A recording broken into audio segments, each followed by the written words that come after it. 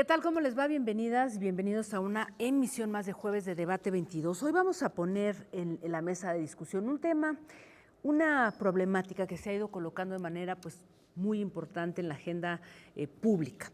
Es decir, el vínculo entre extractivismo, defensa del territorio y feminismo. Y es que la explotación de la tierra por extracción de minerales, de agua, tala de árboles, etcétera, etcétera, se caracteriza principalmente por la violencia de género que se ejerce en comunidades rurales e indígenas. Y paradójicamente son las mujeres quienes también encabezan una buena parte de movimientos sociales en defensa del territorio. Así es que hoy vamos a hablar de este tema y el propósito también es una serie de encuentros que se están realizando en el Centro Cultural España sobre el tema de ecofeminismo. Así es que le voy a dar la bienvenida a nuestras invitadas. Querida Aleida Samar, bienvenida. Me da mucho gusto saludarte nuevamente por acá. ¿Cómo estás? Bien, Jacaranda, muchísimas gracias. Un gusto para mí estar por aquí con ustedes. Al contrario, y bueno, decirle a nuestro público que tú eres especialista en todo este tema de extractivismo, defensa de la tierra, en fin, ya hemos hablado aquí en otras ocasiones sobre varios de estos temas. Hoy vamos a entrarle aquí a este tema. También eres investigadora de la UAM y pues bienvenida. Muchísimas gracias. Muchas gracias. Y Mónica Montalvo, es un placer tenerte por acá. Tú eres integrante de La Sandía Digital, que es una colectiva, una organización feminista de producción audiovisual colaborativa. También hacen formación a nivel de comunicación. En fin, hacen unas cosas muy hermosas, documentales, un trabajo en campo muy valioso, así es que bienvenida. Muchas gracias y por la invitación y estar acá. Al contrario, pues bueno, vamos a empezar, si te parece, querida Leida. Antes de entrarle al tema de qué es el ecofeminismo, para que la gente pueda entender digamos, cómo este modelo extractivista, este modelo de desarrollo que impacta a las comunidades rurales, campesinas en nuestro país, tiene digamos que un eje de impacto, ¿no? Pues mucho más fuerte en las mujeres. ¿Por qué? Muchas gracias por la pregunta y muy interesante. Bueno, vale la pena decir, justo como comentas, no más adelante diremos que es ecofeminismo. Lo que sucede, me parece a mí que hay tres elementos importantes para que tenga más impacto en las mujeres. Uno de ellos es que en nuestro territorio y en casi toda América Latina, las mujeres no heredan territorios. ¿Por qué? Porque justo en la Constitución no está establecido que haya mujeres ejidatarias. Y además no está establecido que la tierra se herede de hombre a mujer, sino se hereda de hombre a hombre. Entonces, este es un elemento importante porque no se tiene un derecho, digamos, legal. Otro elemento que también es importante es que generalmente las mujeres no salen a defender el territorio porque suelen ser, bueno, salen, pero el problema de que salgan es que suelen ser estigmatizadas. Vivimos todavía en una sociedad que, sobre todo en zonas rurales o periféricas, se estigmatiza a las mujeres y se les ve como revoltosas, ¿no? ¿Qué están haciendo justo? ¿Por qué no están en su casa cuidando a los niños, cocinando? ¿Y qué están haciendo al defender el territorio? Y el otro elemento que me parece muy importante es que las mujeres suelen defender el territorio porque en muchas ocasiones se quedan solas, porque los hombres han migrado a buscar mejores oportunidades de trabajo o económicas. Entonces, eso hace que sean ellas las que se quedan a defender. Y un cuarto elemento que agregaría, dije que eran tres, pero el cuarto, que me parece muy importante, es que cuando se vuelven defensoras del territorio y salen justo a cuidar los bienes naturales, lo que comemos, el agua, la tierra, en muchas ocasiones las agresiones contra ellas no solamente son agresiones físicas, sino justo antes de asesinarlas o antes de torturarlas o que desaparezcan, son violentadas sexualmente, cosa que no pasa en el caso de los hombres, casi no. Entonces, estos cuatro elementos son como los cuatro elementos más importantes. Y agregaría una cosa más, para dar también la palabra a Mónica y a ti. Se ha notado en los últimos años que el extractivismo es un modelo que ya no podemos tener.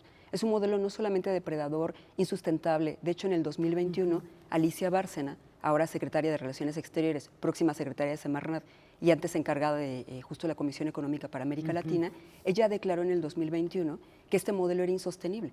Y yo digo que no solamente es insostenible, sino justo, como bien lo decías tú al principio, a quienes más afectas a las mujeres, ya decíamos por qué. Y bueno, hay otros datos más que podemos ir dando enseguida, pero son las mujeres las más violentadas. De hecho, nuestros índices de violencia en toda América Latina son muy altos. No solamente de homicidios, feminicidios, sino además el maltrato a las mujeres en estas actividades mineras, petroleras, de tala inmoderada, entre otras. De acuerdo, Aleida.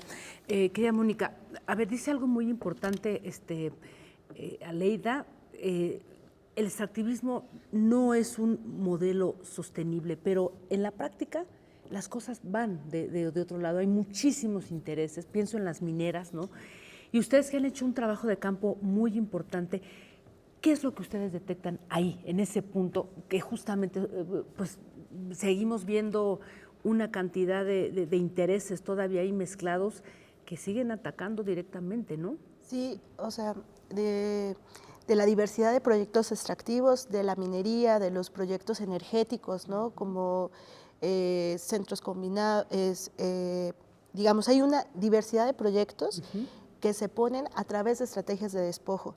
Y también hay que entender que son procesos que no son de pequeña duración. No solamente cuando se quieren poner en los territorios donde muchas veces se genera una defensa, como ya decía Aleida, muchas veces también encabezada por mujeres, sino también cuando a veces, independientemente de que se puedan decir cuáles son las afectaciones y que no es el mejor proyecto, se imponen y entonces ahí también hay otra etapa en donde se viven estas afectaciones. Hablando de la minería, por ejemplo, las afectaciones a la salud. Y digamos, el problema también es que esos territorios quedan devastados también. Entonces vemos, digamos, por ejemplo, otro dato vinculado a las mujeres cuando se construyen proyectos extractivos, tienen que ver con los índices que suben de enfermedades de transmisión sexual en las comunidades vinculados a los campamentos de trabajadores que se están haciendo, ¿no? Hay investigaciones, por ejemplo, que están investigando eso con estos proyectos, digamos, como el Tren Maya o el Transísmico, que ha pasado hace años con los grandes proyectos de hidroeléctricas. Entonces, vemos ahí una diversidad de estrategias, ya sean proyectos del Estado, ya sean proyectos privados, y donde también es importante decir que ahora el crimen organizado también está vinculado a los proyectos extractivos y entonces lo que se generan en las comunidades son situaciones muy complejas que a pesar de eso hay organizaciones de diferente tipo que alzan la voz y que hacen también estrategias para exigir el respeto a sus derechos y también a exigir otra forma para garantizar lo que se supone esos proyectos dan, ya sea energía, para pensar otros modelos de agricultura, para pensar muchas cosas, ¿no? Entonces, no solamente hay una resistencia, sino también hay una generación de alternativas que se están haciendo en el territorio, donde también son las mujeres muchas veces las que están encabezando eso. Ahorita vamos a hablar de eso porque creo que también es importante ver cómo hay digamos que un impulso muy importante también en positivo y lo están haciendo las mujeres. Pero antes de ir a eso, Aleida, tú hablas de, ya no, o sea, el extractivismo desde luego no es un modelo sostenible, pero ahí en algunos de sus artículos, justo cuando hablas de ecofeminismo, y que me parece muy interesante poner a discutir este término que a veces se vuelve un poco tramposo, ¿no? En términos de modelos sostenibles de apropiación y explotación de la tierra. Entonces, ¿es una trampa o es una, pues, ¿cómo podemos decir? Una manta negra que se pone realmente para los intereses capitalistas de muchas cosas y que de todas formas atacan, ¿no? Porque ahora ya somos una empresa sostenible, la minería, ¿no? Por ahí he visto una cantidad de publicidad que la minería somos una industria sostenible. ¿Qué decir de eso? Sí. Bueno, perdón es como una risa, decir, no es posible, no es posible, como una burla. Pues sí. Es curioso y además Mónica está diciendo cosas muy interesantes, igual que tú, Jacaranda. Hay toda una campaña en este momento de las empresas mineras en específico, Así ¿no? es. Justo como está a punto de, bueno, hay una propuesta de iniciativa de ley para prohibir la minería a cielo abierto y desde el año pasado, antepasado también se prohibió la minería en áreas naturales protegidas, se modificó la ley minera, ¿no? Se redujeron los años, entonces hay de concesión. Hay toda una campaña por parte de las empresas privadas, ¿no? Las grandes empresas mexicanas o canadienses, justo diciendo, la minería es sostenible. Bueno, es muy importante, y alguna vez lo comentábamos también aquí, saber que para toda extracción de recursos se utiliza energía, y Mónica también no me dejará mentir. Se utiliza energía, más no solamente se extrae el mineral, también se utilizan árboles, se talan árboles, ¿no? Se utiliza mucha agua.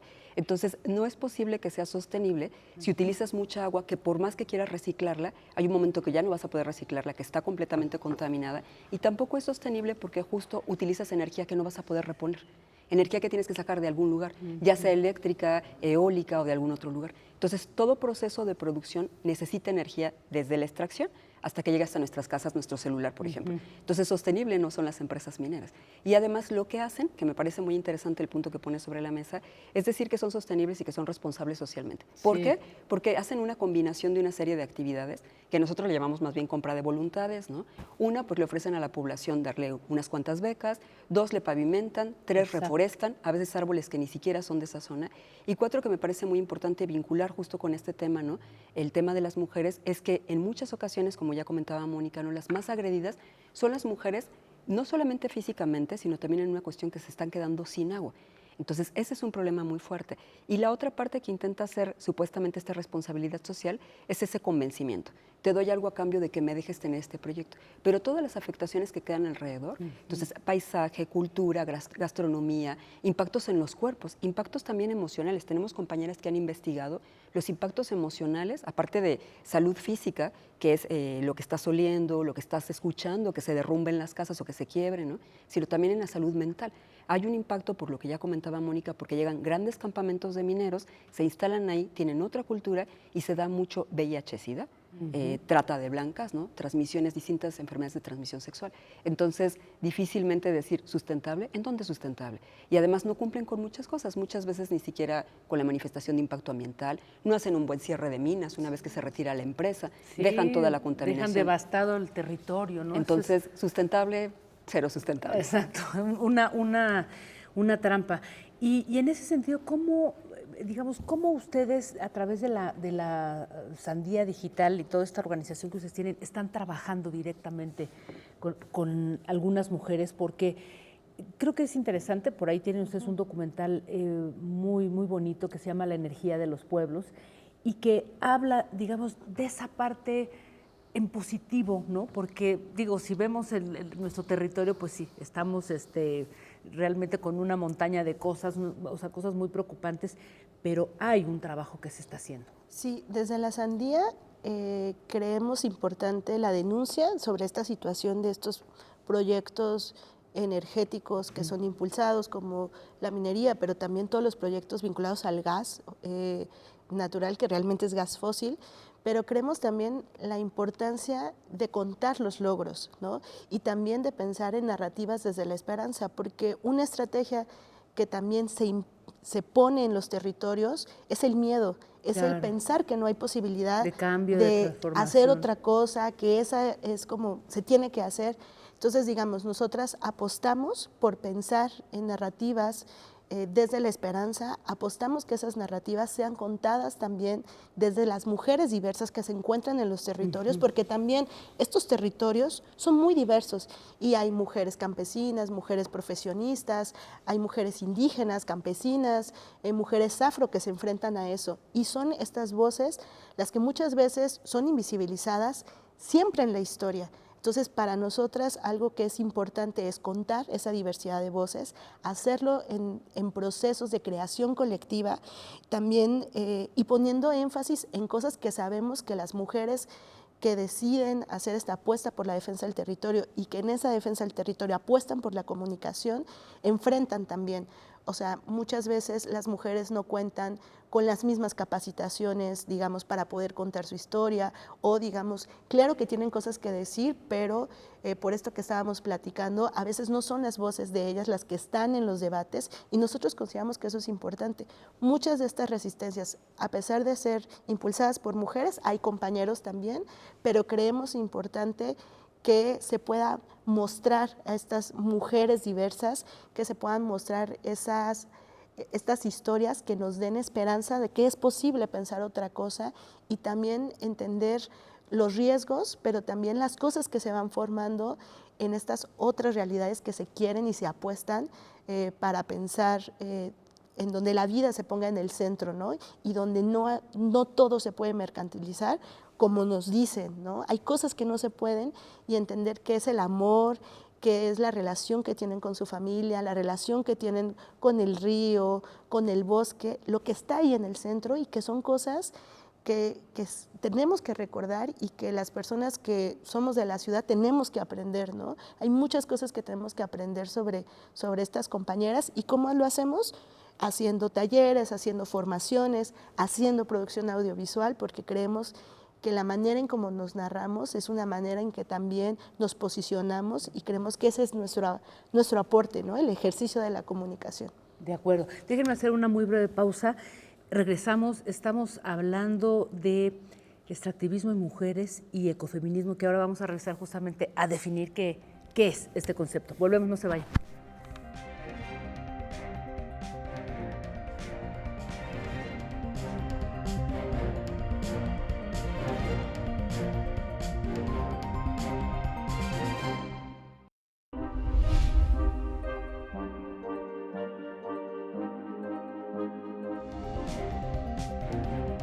Frente a esas disyuntivas, no debemos olvidar que la verdadera libertad comienza con el respeto a quien piensa distinto a uno. Para conocer es necesario preguntar. Apoyar a las mujeres, apoyar a los grupos vulnerables a través del arte y la cultura es responsabilidad de todos. Cultura y activismo para eliminar la violencia de género. Bien preocupante socialmente, que es el tema del clasismo, del racismo, de la discriminación, y que la única vía es la educación. Debate 22. Temas como la gentrificación, expulsión, la discriminación cultural y los desalojos masivos, pues volvieron a la discusión pública. Aquí está como el reflejo de esta gran ciudad, de este gran pueblo. Son estas cosas las que nos llenan el alma, son actos de justicia.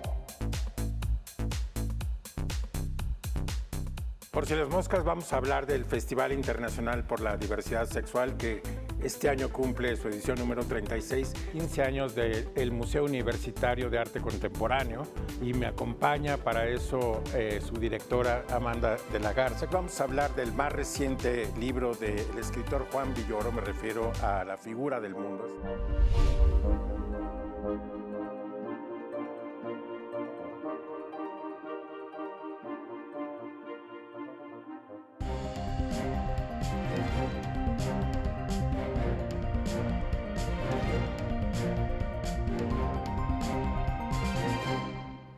Bien, regresamos, estamos conversando con Aleida Azamar, investigadora de la UAM, Mónica Montalvo, quien es integrante de la colectiva feminista La Sandía Digital.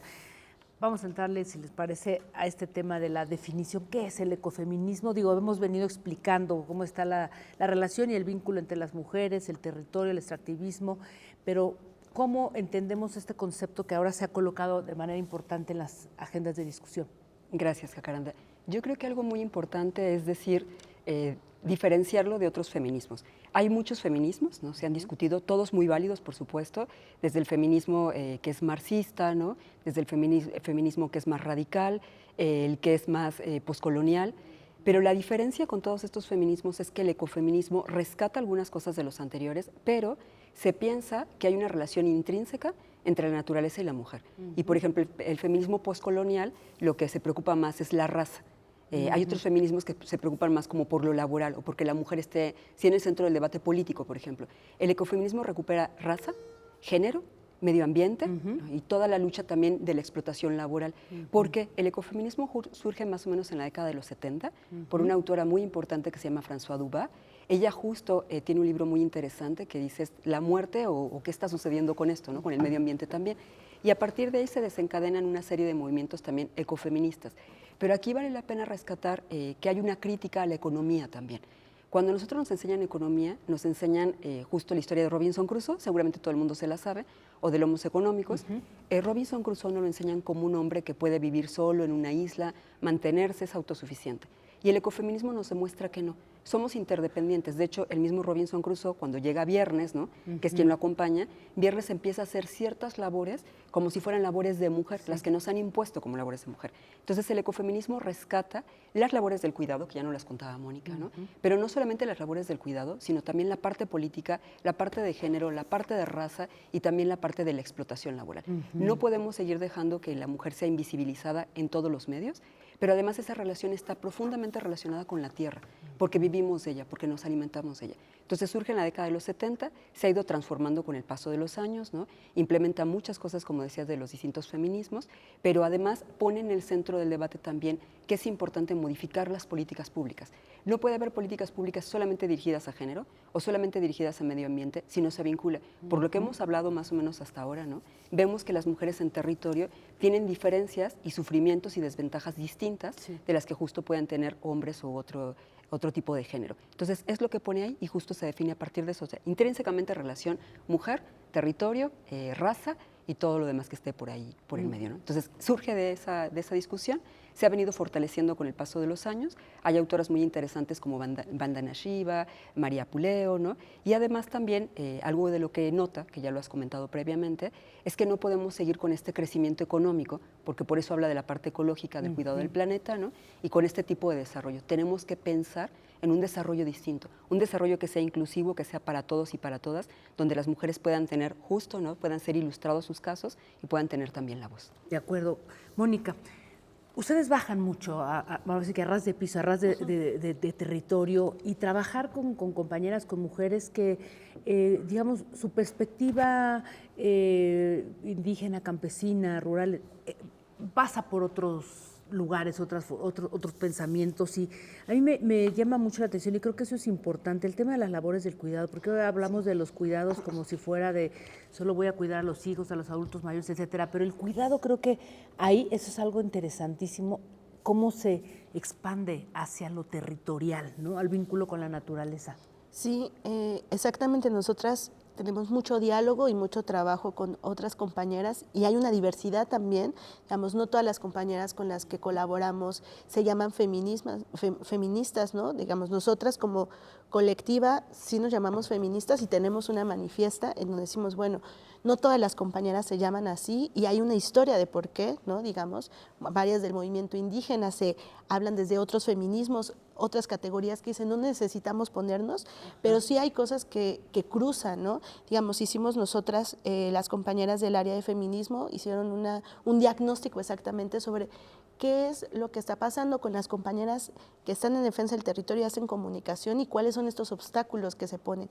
Y uno tiene que ver con cómo todas las tareas del cuidado son sostenidas por las mujeres y no entendemos qué implicaciones tienen. Entonces, digamos, las mujeres son líderes, pero tienen que también seguir siendo cuidadoras de sus hijos, o si no tienen hijos, cuidadoras de otras personas, y son cosas que no son visibilizadas. Entonces, ¿cómo entendemos que el cuidado, digamos, no es algo que solamente le tendría que tocar a las mujeres en su diversidad, digamos, porque como digo, no solamente las mujeres que son madres cuidan, y cómo podemos tener una discusión sobre eso, y cómo podemos repensar qué significa tener espacios de cuidado también en estos otros lugares que estamos construyendo en la defensa del territorio. Creo que eso es muy, muy importante visibilizarlo y cómo transversar esta discusión, ¿no? Del cuidado que pareciera que, bueno, es como ya le toca a las mujeres y es así, y podemos como transformar, porque es eso, muchas veces, digamos, a un líder hombre, cuando va a una reunión no les preguntan, oye, ¿dónde dejaste a los hijos? Y a las mujeres sí. Y como decía Aleida, o sea, hay una carga que implica a las mujeres muchas veces organizarse de nociones negativas que se le dicen la violencia, por ejemplo, digital que pueden recibir las defensoras que son jóvenes, ¿no? Entonces es cómo podemos poner esta discusión amplia y cómo podemos pensar y sí tener el cuidado como rescatar todas estas cuestiones del cuidado que se han hecho históricamente, pero también hacer una discusión y ampliar esta noción del cuidado y cómo lo trasladamos en los espacios en donde estamos nosotras también. De acuerdo. Aleida, un poco para ir acercándonos a estos encuentros que se están realizando en el Centro Cultural de España, ecofeminismos, y en donde van a participar también varias investigadoras de otros países, ya estuvieron ustedes también. Cuéntanos un poquito sobre eso, ¿cuál es el objetivo, para qué, hacia dónde apunta? Muchas gracias, Jacaranda. Pues es una plataforma que lo que intenta es primero visibilizar la problemática que existe, que ya hemos comentado aquí, ¿no? No solo la problemática de violencia, sino también, como bien lo comenta Mónica, ¿no? Sino también las alternativas que existen. Entonces, es importante decir que este encuentro surge justo de todos los centros culturales de España en América Latina, no solamente es en México, viene desde la Agencia Española de Cooperación Internacional, los centros culturales, se piensa una propuesta para toda América Latina sobre ecofeminismo, claro, se entiende de distintas formas en cada territorio, y en algunos lugares solamente se está haciendo una exposición fotográfica o solo música. Nosotros nos fuimos con conferencias magistrales, talleres, justo charlas, exposición fotográfica, música también, mercadito sustentable. Entonces la intención es dar un espacio de diálogo diálogo para mujeres de distintos lugares, rurales, indígenas, de periferia, urbanas, de otros lugares del continente de América Latina, poder cruzar estos pensamientos que ya se comentaban también, o que decía Mónica, hay distintos feminismos, poder hablarlos ahí, entenderlos, integrarlos y dar crear este diálogo y donde también las mujeres se sientan seguras. Pero también un apoyo a las productoras locales, porque el Mercadito Sustentable son productoras de amaranto, de tamales, de nieve, de plata, de distintas cosas y que puedan estar ahí y poder también dar a conocer lo que ellas producen y venden. Sobre todo dándole importancia porque casi siempre pensamos que lo único importante, ¿no?, es lo que es netamente económico y que se puede pagar, pero aquí también estamos interactuando, dialogando. Entonces, bueno, surge a partir de una propuesta del Centro Cultural, ya decía que es a nivel América Latina, y bueno, vamos a seguir con varias jornadas durante varias sesiones todavía. Ya, y que la gente pueda revisar, ¿no?, el programa que está, ¿se sabe en la página? Sí, claro que sí. El programa se llama, así se encuentra fácilmente, Verde y Verso, panorama, Verde y Verso, panorama ecofeminista mexicano. ¿Verde y Verso? Verde Del del medio color. ambiente, y verso porque justo tiene toda esta parte artística, poética, pero también académica. Verde y Verso, panorama ecofeminista mexicano, y se encuentra justo alojado el programa en la página del Centro Cultural de España en México. De Ahí acuerdo. está. También brevemente, Mónica, ¿qué están haciendo ahora? Cuéntanos un poquito de la Sandia, porque participaron también en este encuentro y bueno, después de este maravilloso documental de la energía de los pueblos, ¿qué están ahora haciendo? Sí, bueno, como parte del documental, después hicimos la campaña de impacto que se llama Luces de la Resistencia, que es un espacio que quiere abrir el debate sobre la transición energética justa, popular. Digamos, también participamos en otros espacios que tienen la intención también de poner estos debates que se llama Nuestro futuro, nuestra energía. Digamos, tenemos como la elaboración de materiales colaborativos con compañeras, con compañeros. También tenemos esta publicación que se llama Cuidar y Narrar la Vida, que digamos el taller que se hizo fue sobre esto. ¿Qué es? Es un diagnóstico que se hizo, fueron conversaciones con compañeras defensoras para saber cuáles son, digamos, los obstáculos que tienen al hacer el ejercicio de su comunicación y cuáles son también ciertos elementos que podemos ir como trabajando.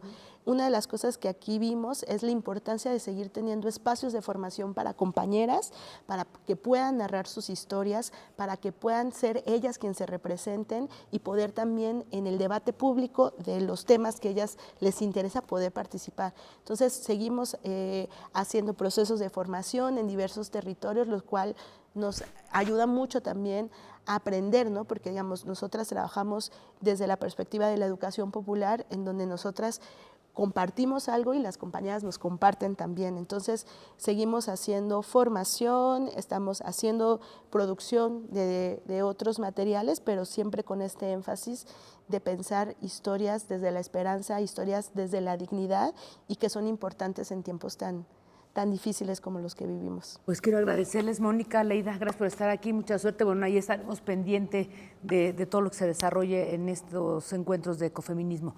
Y nos vamos. Muchas gracias a todas y a todos por habernos acompañado. Nos vemos el próximo jueves. Hasta entonces.